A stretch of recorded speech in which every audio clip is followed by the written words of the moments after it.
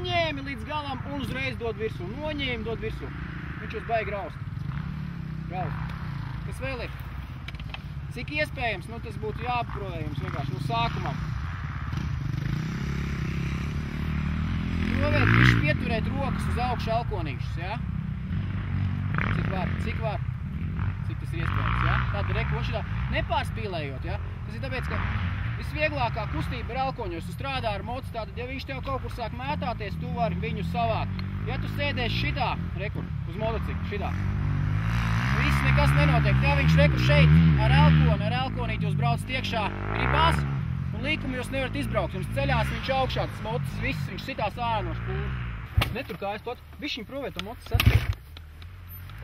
Šitā man arī iepriekš teica, jā. Tu paliec ar kājām, un pirmā to šitādā pusētas stāvoklī, višķiņ piecelies augšā. Taisnām ar kājās un ātrāk aizbraukt. Pirms līkumu nosēdies, rociņas ir labi, izbraukt līkumu un atkal par taisno, nepaliec šitā, bet piecelies kājās un višķiņ piespied, saspied mocis. Tu pieturēt. Saspied višķi vairāk kājās. Bet nu, Nevis metamies cietām par savu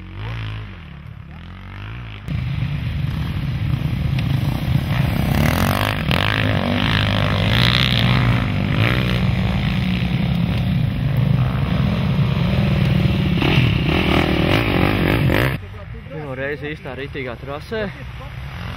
Smilts daudz, bedres mazāks, lielāks. Likās, ka būs pilnīgā pīja. Daudz braucēju, kas arī svarīgi. Bet, kad Leons kaut parādīja, to vismaz prātā mēģina kaut ko līdzīgi izdarīt. Tas nekas, ka dzīvē nesanāk. Visu sēdēšanu tu biji čopas izpildīt. Tu pat nolaic un vienmērīgi gāzes pirmajā reizē vispār pārpasanot. Ja? Visu laiku vidam un līdzpiedās vienmērīgās gāzes turēšana. Tas ir katram savs ātrums. Nu, es pieņemsim, tur viņi pus gāzai vienmērīgi, tu viņi tur ir trešdaļas gāzes, bet tu brauc uz priekšu. Jo tu viņu vairāk raustīs. Pašam grūtāk.